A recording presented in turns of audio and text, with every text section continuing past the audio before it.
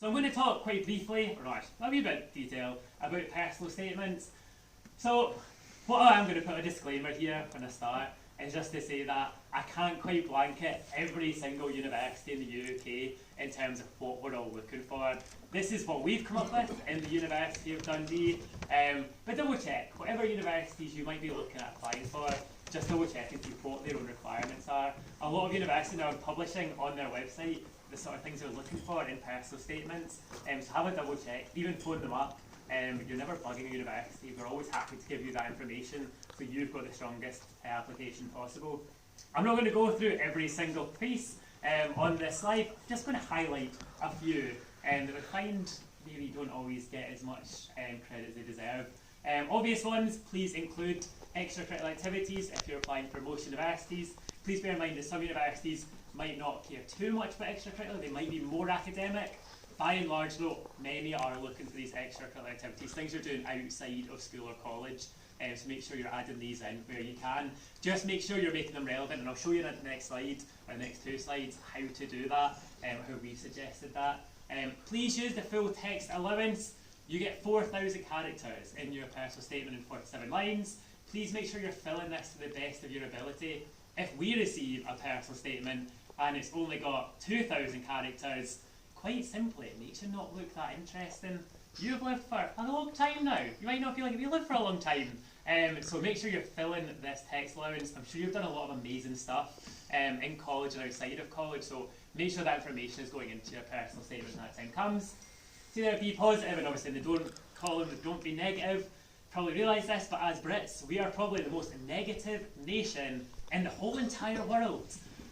Take Andy Murray for example, the man will win Wimbledon, and he'll go to his post-match press conference and I'll say, Andy, how do you feel? I'm like, well, I felt alright actually. It's like, Andy, you just won Wimbledon! And it's just so, like, illustrates the problem we have in Britain. So please be positive when it comes to your personal statement. It goes a long way, and it shows in your personal statement as well, just by the flow of the text that you have. So always talk yourself up. Never ever mention a negative thing in your personal statement. Please be positive when it comes to that there. Cliche openings, I'll always mention. A lot of personal statements might start with, since a young age I've been interested in. Nothing wrong with that, we're not going to mark you down on it. But when we see, since a young age I've been interested in mechanical engineering, have you? From 5 years old, have you been interested in mechanical engineering? Maybe you've been interested in Lego, and there may be a way to work it, but try and come up with something quite unique. I actually saw a personal statement, it's online, and it's a real personal statement used for university. Someone from Cumbria, and they started it off with, growing up in the shadow solid field made me interested in biology and chemistry. Don't use that, because obviously plagiarism. But it's amazing how many people out of the 50,000 odd that are applying for universities that year are using the opening line. That person, that's the only person. So think of someone that's going to make you stand out immediately. And please don't mention one particular university. As much as we would absolutely love to see us in it, we don't actually. Please do not mention a single university in your personal statement. Keep it broad. So what are we actually looking for as admissions officers? One of the first things we are looking at to have a competitive application are for you to meet the minimum entry requirements. Another thing we're looking for is for you to exceed the minimum entry requirements. That's a great way to be noticed on your UCAS statement, UCAS application. We are looking for work experience. If it's essential, it'll need to be in there, it'll need to be in the personal statement. If it's not essential, try and get that work experience anyway. Immediately again, you're going to make yourself stand out.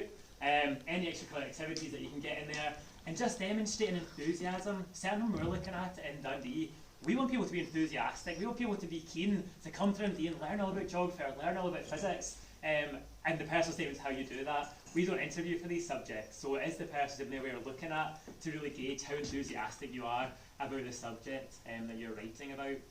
So I talked about linking your extracurricular activities into your personal statement and into the course you're interested in. This is how, or one of the ways you could do it. A lot of you might be sort of aware of these techniques. So one way is think of the activities. What have you done? Are you a teacher in whitewater rafting? Are you a tennis player? Are you a golf player? Is there something you've done in college? Is it a field trip? Anything you've done there? What benefit have you got? What skills have you taken from that? I'm sure any parents or guardians here will help you with sort of interview techniques. So these buzzwords, communication skills, teamwork, problem solving, all these are skills you can get from these activities. And how is it going to be relevant?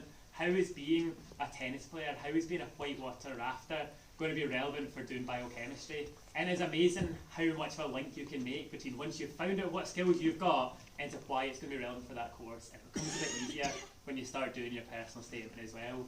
And I'm sure it'll be useful when you guys talk to you as well about any interviews you're doing. Just getting this in your mind throughout interviews as well can really, really help.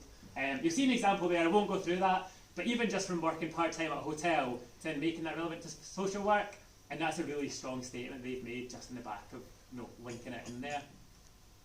So I'll speak about crafting your personal statement. Again, I need to point out that this is just an example we've got. This is not what you have to do, this is just something that you can do when you're constructing your personal statement.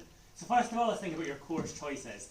If you are applying for maths at university, everyone that's applying to maths at university is doing A-level maths. So make yourself stand out. Don't just say, I'm doing A-level maths and that's why I'm really going to enjoy doing this at university. You need to think about, what am I doing inside that? Is it statistics that I'm enjoying most? Is it calculus? Is it other math terms I don't really know because I don't know much about maths? Think about what is going to make you stand out within that A-level or in that BTEC or in that qualification that you're doing at the moment. So make sure you're mentioning that there. And again, all of this passion for this subject, passion's is one of the words you'll always see. Where are you getting this passion from? What's inspired you to do this subject? Was it doing the A-level? Was it GCSE? These are all things you can start linking into your personal statement. So again, into your studies, a good one is field trips. Is there a field trip you might have done in any of your courses that is going to make you stand out? It's something that you know maybe a school down the road hasn't done. Is it going to be an experiment that you've done in one of your subjects? You know, they definitely would have done that. I'm definitely going to include that in. So again, can't emphasise it enough. Just start thinking, what is making you stand out? And make sure you're linking it in. What skills have you taken from that? Why is it going to be relevant for what you're doing at university? Work experience. If it's not essential, get it anyway. It's amazing the amount of people I speak to and they say, oh, it's not essential, I don't need to get that work experience. No, get it anyway, immediately. If you're getting work experience for a subject that doesn't need it, you're making yourself stand out. So that is going to go into your personal statement. Think about the transferable skills, think about the roles and responsibilities. Don't just say, oh, I've done this, and then just leave it at that. Make sure you're always expanding on it. Don't just add something in because you think it looks good in your personal statement. Actually make sure you're always expanding on these things. But think about the skills, think about how it links in to what you want to do at university. Hobbies and interests. Now I'm sure your college will be able to guide you in terms of whether to add this in. Certainly in Dundee, we definitely like to see some of your hobbies and interests as long as you're making it relevant to what you want to do at university. There are some universities that might not be as keen in seeing your hobbies and interests. So it's all about speaking to those universities, seeing what they want from you. Like I said, there's nothing wrong with phoning them up, having a look on their website, seeing what their guidelines might be for their own personal statement. If you're applying for a mixture of these universities, I would say normally it's always worth mentioning even just one hobbies or interest and linking it in just so it shows you're doing something outside of college that might be relevant for what you want to study at university. You'll see this word transferable skills. It's honestly appeared on every single slide I've probably had for this whole presentation. It's just such a simple way of making yourself stand out and talking about the skills that you have. I'm not a massive fan of the slide, a career name concluding paragraph. Basically, the two most important parts of your personal statement tend to be your opening paragraph. What is going to make you stand out?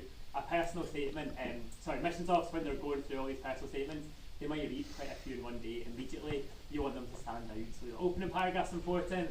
Same will be the concluding paragraph. I would normally include a career aim. We are not going to hold you to it. We're not going to come back after 3 or 4 years and say, so you put this in your personal statement, what are you doing towards it? But it shows a bit of research. So research, what are the careers that are available for you after you have gone through university? Like I say, you don't need to stick to it. But it's just amazing some of the stuff you can do. It might be further research in that field. Think about if you want to do something like biology or chemistry, is there a particular problem in the world that you want to solve? Even that can go in your concluding paragraph. Anything that is showing us that you've done that additional research. That last line, it should be a powerful and inspirational statement about yourself. That is very hard to do, but it's the last thing we're going to read, so I think what is going to make you different to other personal statements that we're reading. Very quickly, the university admissions process. This is more Dundee specific. You get an email notification as soon as we receive your application, so not once it's submitted to the college. The selections will look at your grades, your personal statement, references. We may interview for our interviewing subjects. We'll give you a conditional. If you're applying from Barrow College. It will be a conditional we would make if you apply for Dundee. As Sam said, there might be unconditional offers there as well. Then you can give a response, and after that, it's the excitement part. You go to university, and you can have a look at all the exciting stuff and scholarships that are going to come with that. There is other routes, please do look at them. So if you're not holding any offers, as Sam said, when it comes to every time UCAS Extra will open, don't be worried about clearing. The support you'll get at this college for a fact will be fantastic. So if you don't get the results you want, don't panic, you will get that support.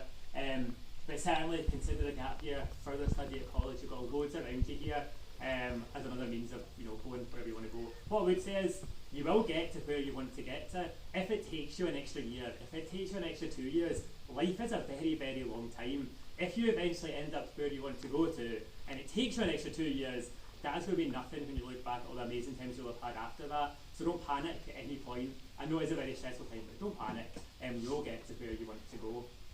So I'll be here at the end for questions as well if you do have any. I'm happy to pass on to